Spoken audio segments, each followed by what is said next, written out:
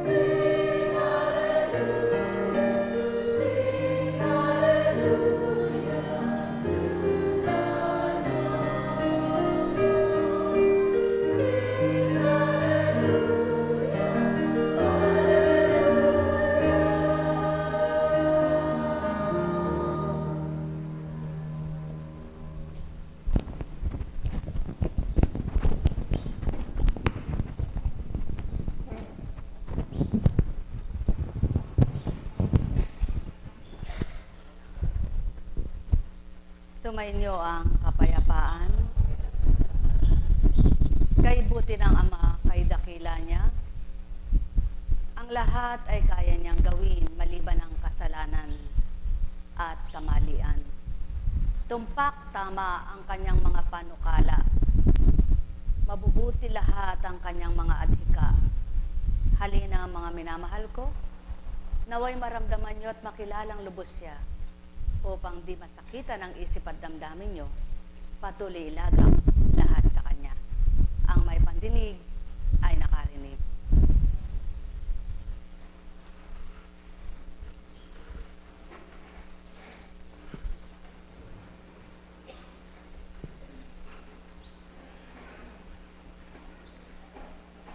Mula sa aklat ni Isayas. Sinabi ni Yahweh sa Israel, ikaw na lingkod ko, ako ay pakinggan. Lahi ni Jacob, bayan kong hinirang. Akong si Yahweh ang sa iyo ay lumalang. Mula nang isilang ka, ika'y aking tinulungan. Huwag kang matatakot, ikaw ang aking hinirang. Aking ibubuhos ang saganang tubig sa tuyong lupain. Sa uhaw na lupa ay maraming batis ang pagdadaluyan. Aking espirito'y ibubuhos ko sa iyong mga supling, at ang mga liping susunod sa iyo ay pagpapalain. Katulad ng damong sagana sa tubig, sila ay sisibol. Tulad ng halaman sa tabi ng batis na patuloy ang daloy.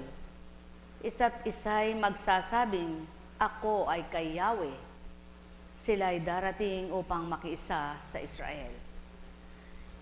Itatatak nila sa kanilang bisig ang pangalan ni Yahweh at sasabing siya ay kabilang sa bayan ng Diyos. Ang sabi ni Yahweh na makapangyarihan sa lahat, Hari at tagapagligtas ng Israel, ako ang simula at tiyaring wakas. Walang ibang Diyos maliban sa akin. Sino ang makagagawa sa mga nangyari mula sa simula hanggang sa wakas? Huwag matakot bayan ko. Alam mong mula't mula pa'y hinuhulaan ko na ang mga mangyayari. Kayo'y mga saksi ng lahat ng ito. Mayroon pa bang ibang Diyos maliban sa akin? Noon pa man, ipinahayag na at isiniwalat na walang Diyos maliban ang Ama sa pamamagitan ng pagtawag na Yahweh sa iba't ibang pagtawag ng tao. May tumatawag ng Ama, Adonai, Jehovah, Yahweh, iba't iba. Allah ang tawag ng tao. Subalit sa isang Diyos na hindi nakikilala ng lahat ng tumatawag, doon makukuha ang lahat ng tama at tumpak na gawa at marapat. Ilan nga kaya ang nakikiisa at totoong nagtitiwala sa Kanya na sa kabila ng mga pinagdaraanan, ang paalala niya at mga aral niya ang gugunita at ginugunita. Upang sa oras na mayroon kang mga pinagdaraanan, ang lakas at tapang ay sa sayong tuwiran. Sapagkat siya nga ang pagmumula ng tapang ng kalooban, tatag ng kalooban, at mainam na kaisipan. Siya lamang at wala nang iba ang pagkukuhanan niyan. Kaya't kung lahat lamang ng tao, tuwirang siya ang kikilalanin at tatanggapin, mayroon gabang matitigpas ang pag-iisip na tumpak ay mawawala, hindi kailanman. Kailanman ay hindi mawawala, hindi matutugpas, hindi makikikil ang malilinis na pag-iisip ng tao.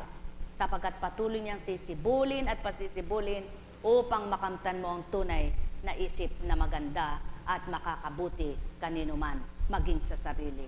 Halina mga minamahal ko, dumaratal sa tao ang takot pagkabahala kapag may sakit siya.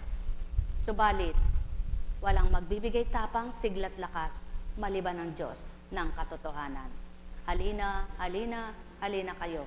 Matigib kayo ng pakikiisa, pananalig at pananampalataya upang magpasibol ang Ama ng payapang isip nyo at mabuting kalooban. Na doon ang siyang daan upang maging dapat at maging karapat-dapat mong kamtin ang kanyang kaloob. Mabuting pag-iisip, mabuting damdamin, tanda ng pakikisa at tanda ng pagtanggap mo sa Kanya at magiging susit paraan din para makalaban ka sa hamon ng buhay. Buhay ba ang Ama? Sapagkat siya na nga ang sabi niya, walang ibang lakas, walang ibang Diyos maliban siya.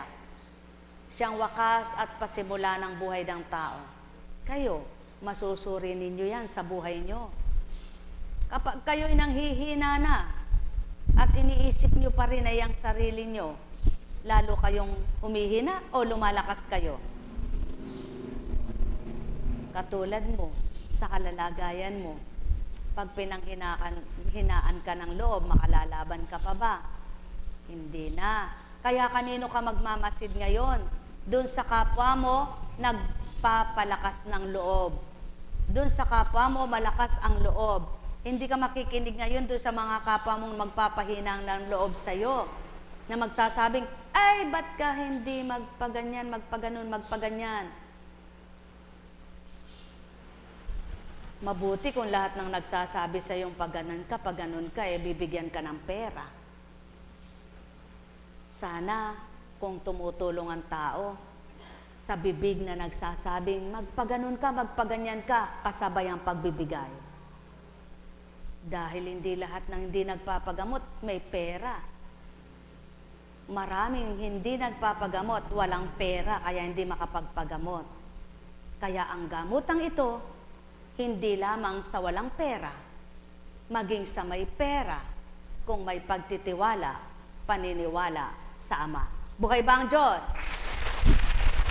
Sapagkat marami na ring pruweba at kakayahan ng Ama ang pinakita na hindi lamang sa larangan ng salapi para ikay gumaling at mapagaling ang paraan at dahilan ng kagalingan, kundi ang tunay na kalooban ng Ama at kagustuhan niya sa lahat ng mga anak niya, kaya niyang pagalingin kapag ginusto niya.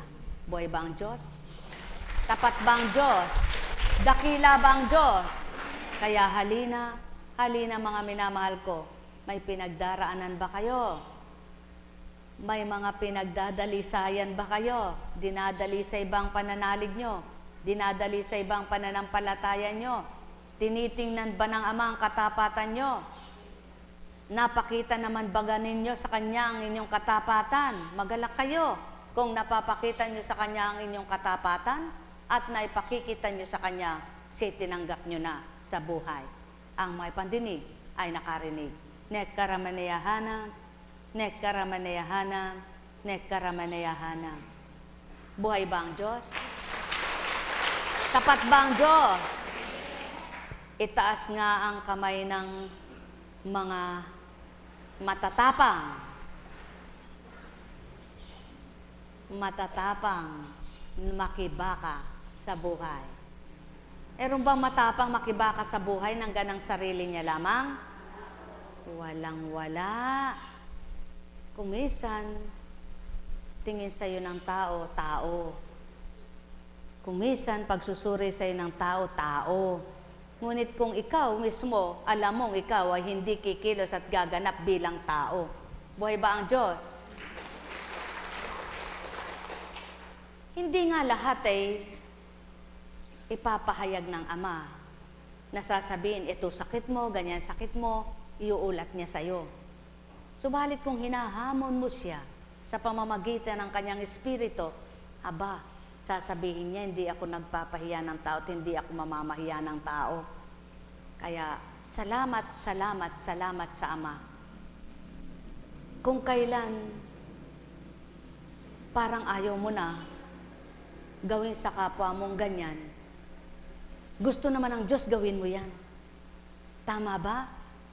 Kung kailan halimbawa mayroon kang taong, halimbawa pasyenteng matigas ang ulo, pasyenteng makulit, pasyenteng mapangatwiran at matuwid ang kanyang sarili.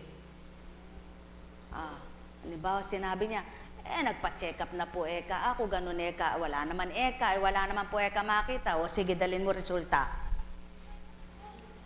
Nakaka resulta, pakita natin ang resulta. At pagkatapos binigay ang resulta. 2 taon na pala ang lumipas nang magpa-check up kay. Sa 1 linggo may nagaganap sa buhay ng tao, di ba? Hindi lang 1 linggo, yung araw ay may nagaganap sa buhay ng tao, di ba? Nagpa-check up ka kahapon, wala kang lagnat, bukas pwede ka magkalagnat. Buhay ba ang Diyos? Ganun lang ang buhay dito sa lupa. Ngayon, ang tunay na nagtitiwala, may paniniwala. At ang tunay na naniniwala at may paniniwala, may nagaganap na maganda sa kanyang pagtitiwala. Buhay ba ang Diyos? Dahil, kung susuriin mo, kaya ba ng kapwa mo ang maggamot-gamutan? At gagamutin ka ba ng kapwa mo para maggamot-gamutan at sumikat ang pangalan? Sino naman ang magpapasikat sa mga ganyang gawa? May gusto bang sumikat sa ganitong gawain? Wala. Hindi mo pwedeng pasikatin ang sarili mo sa ganyang gawa. Sapagkat kailangan ang sumikat ay ang Diyos na dakila. Buhay ba ang Diyos? Kaya ikaw naman na nagpapakatapat at nagpapakatotoo, ang tapat at totoo rin sa iyo ang makakatanggap ng katapatang tinanggap mo. Buhay ba ang Diyos? Kaya sa inyong lahat, matapat nyo bang tinanggap ang Diyos? Matapat nyo bang kinilala ang Diyos? Kung magkagayon, matapat din niyang ibibigay at ibabahagi sa inyo ang dapat at marapat. Buhay nga ba ang Diyos? Kaya tulad ng nagpahayag dito na may bukol na nag-ulat sa inyo, paano nga bang maging matapat na pananampalataya? Paano nga ba maging matapat ang pananalig? Ito ba ay binibili? Nababayaran? Hindi. Sumisibol yan. Sa puso yan nadarama. Sa isip yan nananahan. Kaya hindi mo maaaring sukatin ang kapwa mo. Yan malalim ang pananalig niyan. Ito hindi eka. Walang makatatarok niyan. Walang makatatalos sa malalim at mababaw ang pananampalataya. Tanging Ama ang nakakilala sa mga anak niyang may tapat na pananalig sila. Buhay ba ang Diyos? Kaya sa inyong lahat, pagharian kayong ganap. Nekkaramanyahanam, nekkaramanyahanam, nekkaramanyahanam. O kay buti ng Ama, napakahiwaga niya. Ang lahat ng kanya'y pinagkakatiwala sa kanyang mga anak. Ang lahat ng sa kanya'y nais niyang ipagkaloob sa kanyang mga anak. Kaya nga, pinakita niyang katotohanan na ito ang kanyang adhika. Sa anak niyang ibinaba, ipinagkatiwala ang lahat. Ang kapangyarihan niya ay dala-dala, taglay niya. Kayo, ang kapangyarihan ba ng Ama na makaunawa kayo ay sumasa inyo? Kung sumasa inyo, mawawawaan ninyong lahat ang ibig at lasa ng pandama ay may bibigay sa inyo. Ang ibig niya at lasa ng pandama, yung matamis na pag-ibig niya. Buhay ba ang Diyos? Buhay ba ang Diyos? Tapat ba ang Diyos?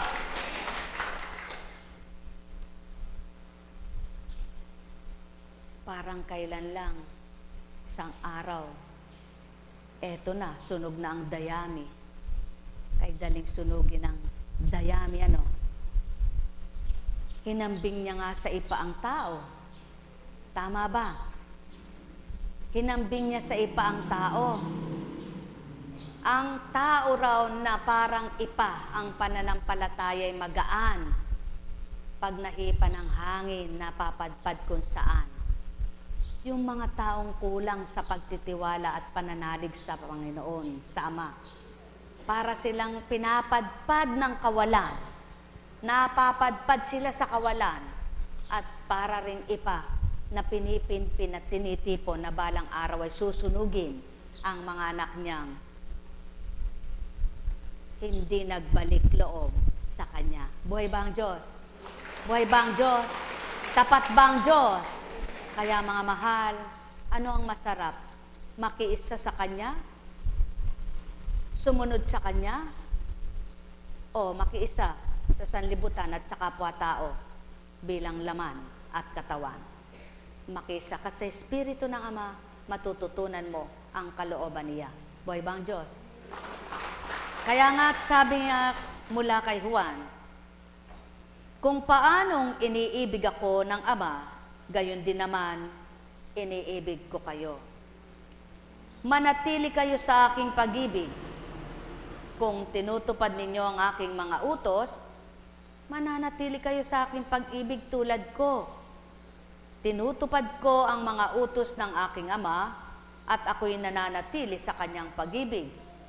Sinabi ko sa inyo ang mga bagay na ito upang makahati kayo sa kagalakan ko at malubos ang inyong kagalakan. Ito ang aking utos. Mag-ibigan kayo gaya ng pag-ibig ko sa inyo. Walang pag-ibig na hihigit pa sa pag-ibig ng isang taong nag-aalay ng kanyang buhay para sa kanyang mga kaibigan. Kayo'y mga kaibigan ko kung tinutupad ninyo ang mga utos na ito. Mga minamahal, paulit-ulit na lamang, walang katapusang hinahayag kung ano ang marapat at nararapat. Ulit-ulit na binabasa ang banal na aklat na ito. Ulit-ulit na pinapahayag kung anong nakasulat, kung anong nakatala. At bawat nagpapahayag at naguulat ng mabuting balita na binabasa sa banal na aklat na ito, Biblia ang tawag, binibigyan nila ng kapahayagan, ng pag-uulat, pinalalawak nila, binibigyan nila ng kaukulan na pagpapaliwanag upang makilala ng tao at maunawaan ng salitang banal. Iba't iba man ang kapahayagan at pag-uulat, subalit iisa lamang ang tumbok ng usapan at nilalaman ng mga pahayag. Makilala ng tao, kumilala ang tao sa Ama na pinagmula ng buhay, na pinakilala ng anak, upang kung ano ang pag-ibig ng anak sa Ama at namamayani naman ang pag-ibig ng Ama sa anak, ay maghari din sa mga anak na inulatan sa lupa. Buhay ba ang Ama? Kaya kung naghahari ang pag-ibig na yaon at namumutawi sa labi nila ang mga banal niyang salita at sa puso nila'y nakatimo ang kanyang pagmamahal na wagas, mayroon pa bang lilis siya sa katotohanan at magliligaw ay kapwa at maliligaw ang kapwa? At ikaw naman ay isang tao kayang makagagawa pang manligaw at ikaw'y maligaw? Hindi na, sapagkat nakilala mo ang Diyos mo na tinatawagan mo kung papaano ang binibigay niyang lakas, tapang at sigla sa iyong katauhan. Buhay ba ang Ama? Ano ba ang laman at ano ang sanlibutan? Ang laman ay katawan at ang sanlibutan ay ang gawa ng pangsanlibutan ang makikita. Subalit ang espiritu at pang-espiritual na pamumuhay ay mula sa Diyos. Buhay ba ang Ama? Kaya ang bawat nakikisa at nakikipag-isa sa espiritu ng katotohanan, natututo silang ganap. Halina, halina mga mahal ko, mga tutunawa kayo sa kaukulang layunin ng Ama at may bahagi sa inyo ang marapat na nais at layon niya.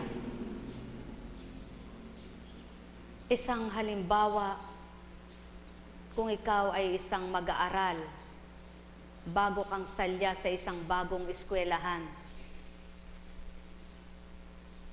Kung ikaw ay isang madisiplina sa sarili mo at taglay mo ang isang pagiging taong matuwid na nais mong matutunan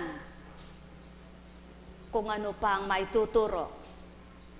Mayroon ka mang karunungan at kaalaman sa pinagmulan mo na eskwelahan. Ibabase mo man ito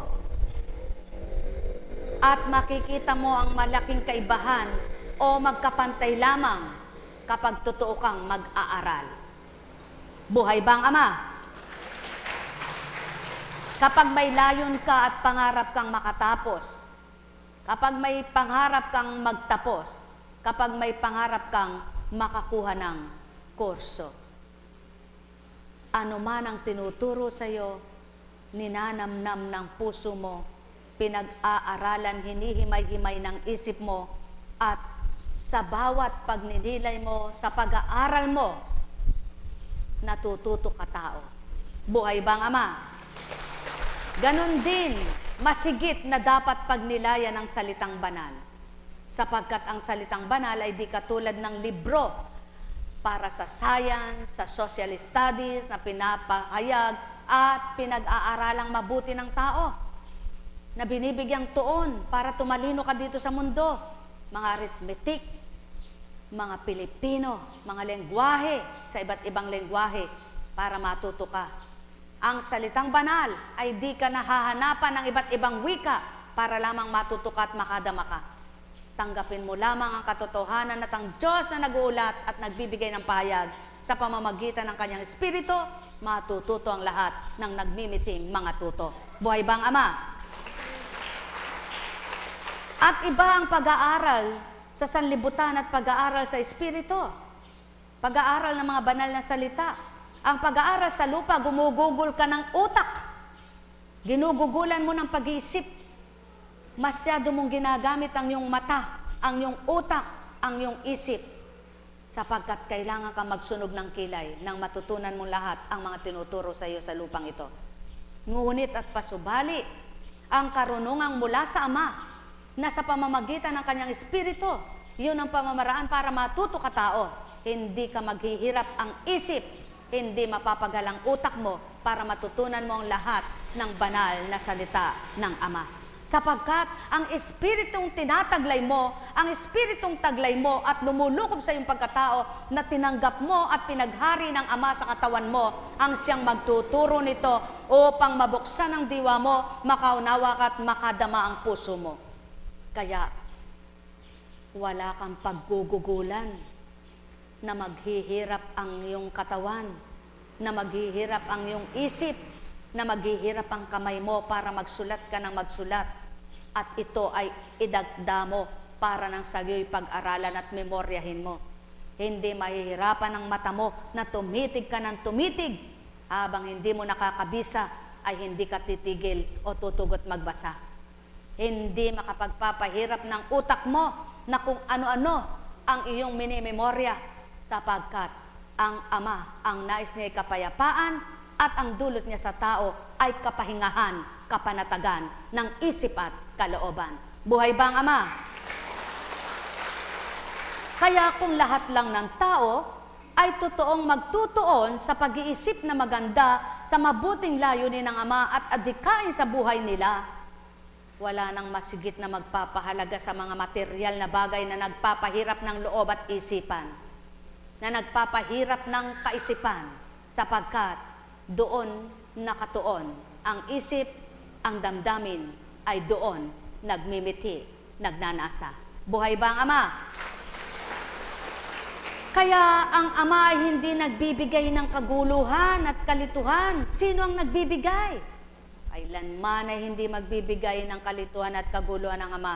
Kaya ang sino mang nasa kapayapaan, patutoong siya mismo ang nagahari upang ang lahat ay maparam at ang pagkabalisa mo ay gayon din, hindi manahan sa iyo. Mga mahal, nababalisa ba kayo?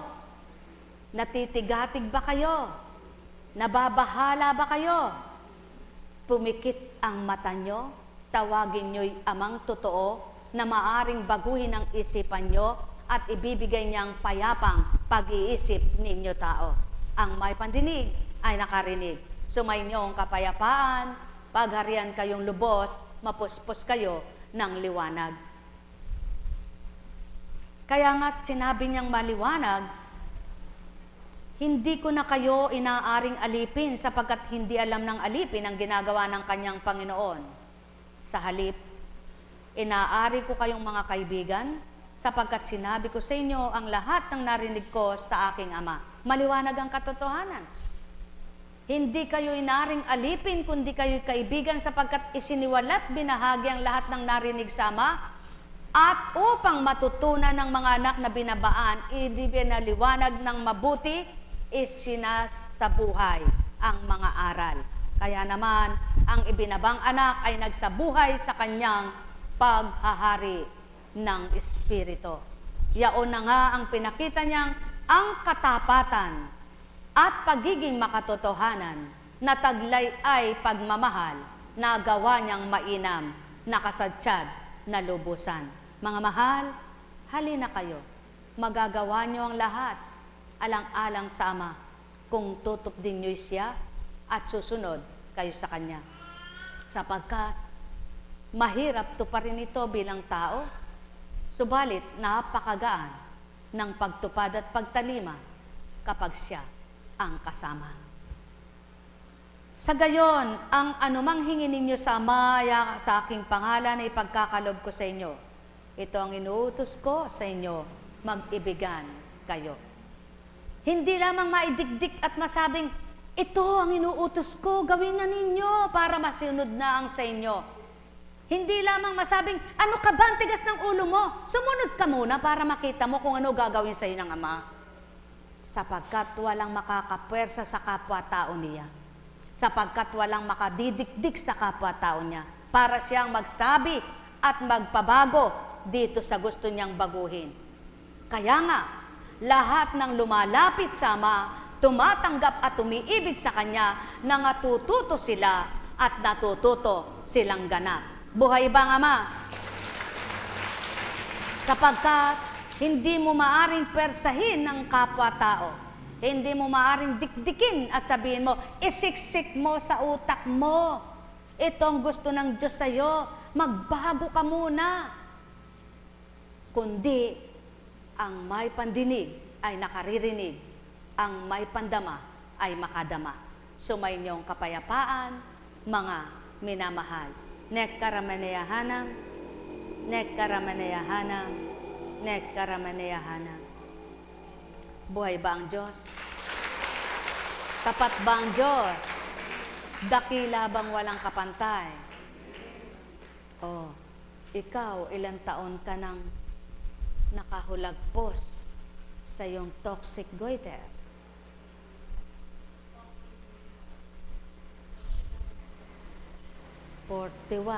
Ilang taon ka nang nakalaya?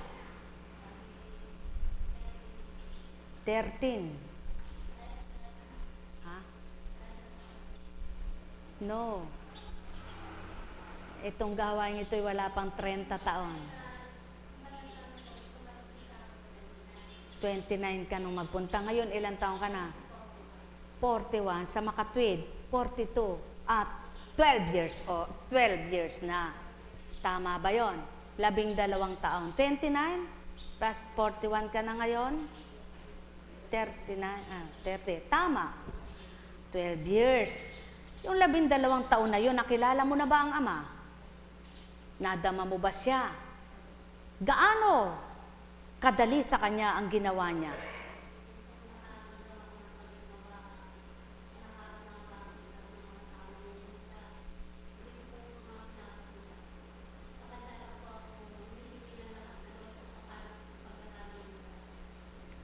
Tama at tumpak ang iyong ginawa. Sapagkat ang dapat nakakamta ng tao kapag sila ay nakinabang sa kanyang kapangyarihan nababago ang pag-iisip, nababago ang damdamin, nagbabago silang lubos. Hindi lamang ang karamdaman ang gumaling, kundi ang kaluluwa at espiritu ay lumakas. Buhay ba ang Ama? At nawa, lahat kayo ay maging gayon nga, sapagkat wala namang magpapagaling ng tunay na kagalingan, kundi siya lamang.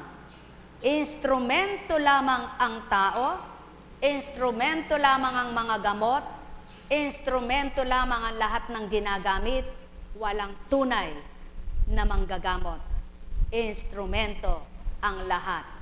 Tanging Ama at Anak ang kagalingan ng sinuman. Sumainyo ang kapayapaan, pagarian, kayong lubos. Nekkaramaneyahanam, nekkaramaneyahanam, nekkaramaneyahanam. Buhay po ba ang Diyos? Tapat ba ang Diyos? Paumanhin. Kung hindi napagbigyan, diretso ang gawain noon. At may misyon kinabukasan, may misyon pa kinabukasan.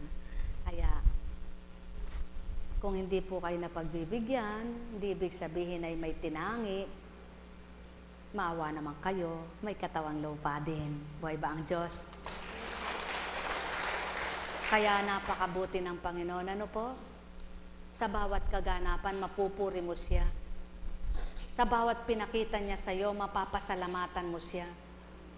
Kaya kung kayo po ay marunong lamang kumilala sa kanyang kaukulan, sa kanyang kapangyarihan, sa kanyang kahiwagaan, sa kanyang mahimalang gawa, alam niyo po, mananahan kayo sa kanya.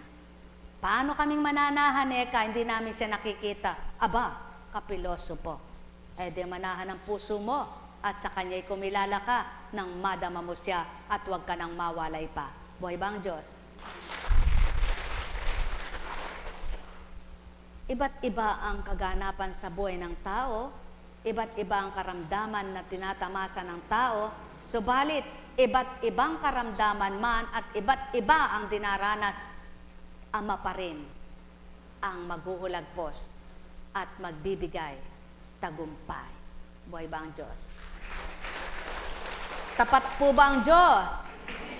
Oh, ayan. Bagamat may amoy na hindi maganda, pero ang hangin naman ay masarap.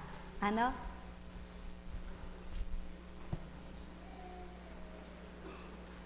Iyang amoy na yan, dito lang sa lupa yan. Doon walang ganyang amoy. Tsaka hindi ka na makakaamoy doon kasi wala ka ng pang-amoy. Patay ka na Buhay ba ang Diyos? Kaya sabi nga, habang nabubuhay ka, samantalahin mo na ang buhay na pahiram sa'yo kung papaano mo gamitin. Gamitin mo ito sa mabuti. Huwag mong gagamitin sa hindi tama sa iyong buhay. Sapagkat ang lahat ng hindi mo tamang ginawa, ikaw rin ang mahihirapan. Buhay ba ang Diyos? Maniwala kayo at magtiwala sa mga himala at hiwaga. Ang instrumentong gagamitin ng Ama ay iba't ibang paraan. Kaya magpuri kayo at magpasalamat kung sa kaparaanan ng gamutang ito na hindi kayo gumastos ng napakalaki at wala kayong ginawa kundi magtiwala. Napakasarap. Buhay ba ang Diyos? Buhay ba ang Diyos? Nahahayag ang kadakilaan at kapangyarihan ng Ama sa mga anak niyang nagsipagtanggap at kumilala sa Kanya. Kaya isa ba kayong nagpapakilala sa Kanya? Kung paano niyo siya pinakikilala, magpapakilala siya sa inyo. At habang pinakikilala niyo siya, napapakilala naman niya sa inyo ang kung sino siya dahil may pinatutupad siya sa buhay niyo. Buhay ba ang Diyos? Kaya upang lubos niyo siyang makilala, kailangang may maipatupad siya. Kailangang may mapakita siya. Ano yun? Yung mga kahiwagaan na kung ikaw bilang tao, magtataka ka. Magtataka ka. Paanong nangyari yan? Niliguan ko lang, bumaba eka ang presyon. Naliguan ko lang eka, bumaba ang presyon. Naligo lang eka, nawala ang sakit ng ulo. Naligo lang eka, nakalakad na. Yan ang hiwaga, mahiwagang gawa ng Ama. Subalit, paano mo maisasalarawan ang kahiwagaan sa naku eka, ang ininom ko eka ay santambak na. No, pera eka ako ganito eka ang nangyari. Mabuti pa eka nang ako'y hindi na opera. Hindi eka ako ganitong maglakad. Kaya pala ganun siyang magsalita. Hinahabol niya ang hininga niya. Masakit ang nararamdaman niya. Ano ang ginaling at napagaling? Sabi nga, ngunit kung napapatotohanan niyo ang Ama'y may ginagawa sa inyong buhay, ano man ang pamamaraan niyang ginawa, masasabi niyo, buhay siya. Buhay ba ang Diyos? Buhay ba ang Diyos? Kaya nga, ano man ang pamamaraang nais at hinihingi ng pagkakataon sa inyong katawan para gumaling, lagi niyong tatandaan, Diyos muna ang unahin. Diyos Ama, Diyos Anak, Diyos Espiritu. Laging unahin at pangungunahan kayong lubos. Pagharian kayo. May tanong baga kayo? Sabi niya,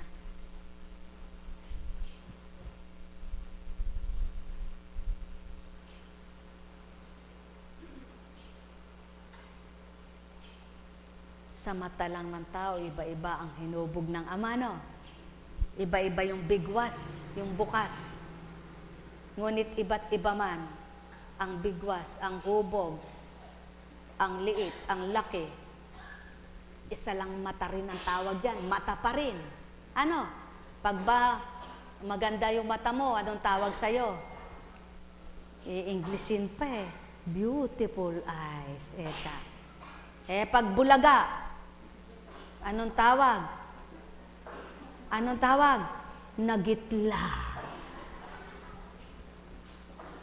Alam niyo po, ano man ang mata mo, kung malinaw ito'y mahalaga, sapagkat napakaganda man ang mata mo, kung hindi maganda ugali mo, abay, walang kwenta magandang mata. At kung lalabo iyan, wala ring silbi kahit napakaganda ng mata mo. Ang sabi ng iba, tantalizing eyes. Nakakaganda ka ng mata. Kung kakapangit naman ka ng mata niyan, hinatulan ng kapwa dahil sa mata. Ang wika naman ng Ama, anak, kung ang mata mong ginagamit, ang siyang nagdudulot ng pagkakasala, mabuti pa kang ukitin mo yan. At mawala ang isa't humarap ka sa akin na hindi kompleto ang mata, ngunit di ka nagkasala. Kaysa kompleto ang mata mo, na punong-puno ka ng kasalanan. Buhay ba ang Diyos? Subalit, bakit ang tao, ugaling-ugali, gamitin ng mata sa pagkakasala? Buhay ba ang Diyos? Tapat ba ang Diyos? Totoo ba ang Diyos? Dakila ka, o aking Ama. Tulad ngayon, 2 basket, karami nyo. Tapos mayroon pang makamkam. Nakakuha na ng ilan, nangaagaw pa rin. Gamot ko ito. Pagka ang gamot pangkamkam, mali. Ano? Pero, walang pinagkaiba. Ganito lang yan. Kung alam mong doon gagaling ang kapwa mo, at ikaw naman walang pagagalingin sa'yo, pamigay mo naman. Yan ang kabutihan, yan ang pagmamagandang loob, at yan ang pagmamahal. Subalit, nakaagaw ka. Ang sabi mo, kagamot ko ito. Hindi mamimigay dahil gamot niya. Alam niyo po, kung sa inyong magandang loob, magandang puso, gamot man ninyong sinasabi, pinamigay ninyo, baka yung ginagamot nyo, alisin ng Ama. Buhay ba ang Ama? sapagkat namahagi kayo. Walang pinagkaiba. May nanghihiram ng bigas. Pahiram nga po eka kahit na isang gatang lang. Salop na lang eka ang bigas ko, tsad-tsad na namin hanggang bukas, hihiramin mo pa isa, de kinulang. Yan ang ugaling. Walang alam kundi ang sariling bibig ang mabusog, ang tiyan. Subalit, kung magandang loob at mabuti ang ugali, sinabi niya, o sige eka, itong isang salop namin pagkain na ito hanggang bukas eh. Ngunit ngayon eh hindi ka kakain. Alam ko pag nagbigay ako, dadagdagan ng ama, lalagpas sa bukas ang aking bigas. Ade, dahil sa kagandang loob niya, aba hindi lang para bukas ang bigas niya, naging isang buwan pa. Aba, sino ang nagpala doon sa nagbigay o nagdabot? Ganyan lang. Kung anong nasa sa inyo, biyayang liwanag, pamahagi nyo, lalo kayong liliwanagin. Lalo kayong tatanglawan.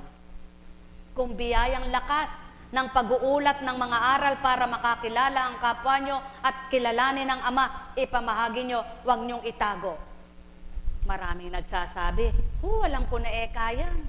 Natutunan ko na yan. Alam ko na yan, narinig ko na yan. Di naman alam isa buhay. Mas maganda pa yung walang alam. Mas maganda pa yung walang narinig na mabuting balita, ngunit kay ganda ng ginagawa. Buhay ba ang Diyos? Tapat ba ang Diyos?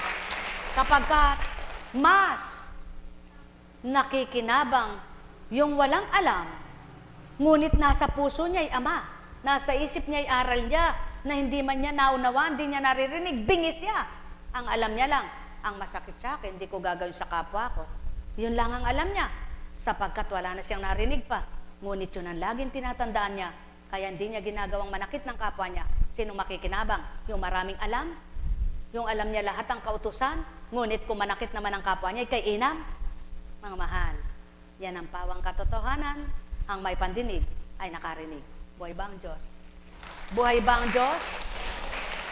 Maraming nagsasabi, hindi naman neta ako nahihiwalay. Diyos pa rin ang aking sinasambat, tinititigan. Diyos pa rin ang aking sinusundan. Kung bang may sama ka ng loob sa kapwa mo, Diyos pa rin ang sinusundan mo? Hindi. Alam kong may magagawa ang Ama. Alam kong may magagawa ang Ama. Pagka winika niya, manalig ka na. Bawat araw ako sa inyo naghihintay. Alam kong diringgin kayo ng Ama. Alam kong diringgin kayo ng Ama. Pagka winika niya, manalig ka na. Bawat araw ako sa inyo may nakalaan. Mayroong magandang mangyayari sa inyo, aking mga minamahal. Mayroong magandang mangyayari sa inyo, manalig ay mangkin at tanggapin. Alam kong may magagawa ang Ama. Alam kong may magagawa ang Ama. Pagka winika niya, manalig ka na. Bawat araw ako sa inyo may nakalaan. Mayroong magandang mangyayari sa inyo, aking mga minamahal. Mayroong magandang mangyayari sa inyo, manalig, umangkin at tanggapin. Tandaan po ninyo, gaano man kalaki ang iyong dinadala, gaano man kahaba ang iyong tinatawid, gaano man kataas ang iyong papasanin, kapag ang Diyos ang kasama mo, walang bigat kang mararamdaman. Sapagkat siya ang nagpapagaan. Ikaw tao walang kakayahan. Walang-wala kang kakayahan. Alam niya yan kung gaano ang iyong kaya, kung gaano ang iyong matatahak, kung gaano ang iyong maaabot, kung saan ka makatutungo. Dahil wala kang kakayahan, humingi ka sa Kanya, manalig ka sa Kanya, magtiwala ka sa Kanya, maging tapat ka sa Kanya, magpakatotoo ka sa Kanya, sapagkat iyan ang kailangan niya. Hindi mo man siya nakikita, ika'y nakikita niya. Hindi mo man siya maabot, abot na abot ka niya. Hindi mo siya naririnig, ngunit ika'y naririnig niya. Subalit, damhin mo siya, pati tinig niya ay maririnig mo sa maliit na tinig mo. Sapagkat wala siyang patid sa pangungusap, wala siyang patid sa pangangaral, wala siyang patid sa pagtitiwala, wala siyang patid sa paalala. Patuloy siyang nag-aanyaya, patuloy siyang nagbibigay paraan, patuloy siyang nagbibigay ng pagmamahal at paglingap. Lamang marami, laksang bilang ang mga anak niya. Sa laksang bilang, ilan kaya ang kapag humingi ay di lamang dahil may kailangan, kundi kahit walang hihingin, kahit wala siyang hihingin, dumudulog pa rin siya para sa kapwa niya. Nakikipag-isa pa rin siya dahil alam niya hindi siya maaaring mabuhay na mag-isa. Dahil alam niya hindi siya mabubuhay kung nag-iisa siya. Dahil alam niya kundi sa Kanya wala siyang buhay. Napakapalad ng patuloy na naghahanap upang masumpungan siyang ganap. Napakaganda ng damdaming ipagkakaloob sa mga taong patuloy siyang tinatanggap. Napakalawak ng isip na kanyang ibabahagi sa mga anak niyang patuloy na sa kanya'y naghahanap, tumatanggap at nagbibigay ng katapatan sa kanyang pananalig. Mga mahal, tandaan ninyo, walang taong magaling mangaral. Walang taong magaling mangaral. Walang taong magaling mangaral. Walang taong napakagaling mangaral. Tanging Espiritu lamang ang makapaghahayag ng pawang kabutihan. Kung ngayon ay nasa kabutihan ka't nasa banal kang Espiritu, kaya mo nahahayag at naiuulat ang tama at tumpak. Huwag kang lumisan at mawalay. Ibalik ka man sa pagkatao mo. Pagkatao man, pagdaka ang maghari sa iyo. Alalahanin mo at gunitain kung paano ka ginagamit ng Espiritu Santo. Mahal na mahal ko kayo. Tuwiran kong tinuturan. Mahal na mahal ko kayo. Alalaumbaga, sumainyo ang kapayapaan. Nekkarameneyahanam, nekkarameneyahanam, nekkarameneyahanam. Buhay ba ang Diyos? Tapat ba ang Diyos? Kumusta ka na? Taas mga paa mo. Mahaba-haba na ang taas mo, no? Kumusta ka na? Patuloy. Ganyan lang ang buhay. Dito po, pag halimbawa ay bilang tao, ano, wala ako sasabihin sa inyo, kundi, sige, kung gusto mo nang magpa-opera, bahala ka. Ano? Ano po sasabihin ko bilang tao? Ba, mahirap ang sinisisit, mahirap masisi, kaya bahala kayo. Di po ba? Kapag nasa Espiritu, aba anak, Huwag mo akong tatanungin kung magpapa-opera ka. Huwag mo akong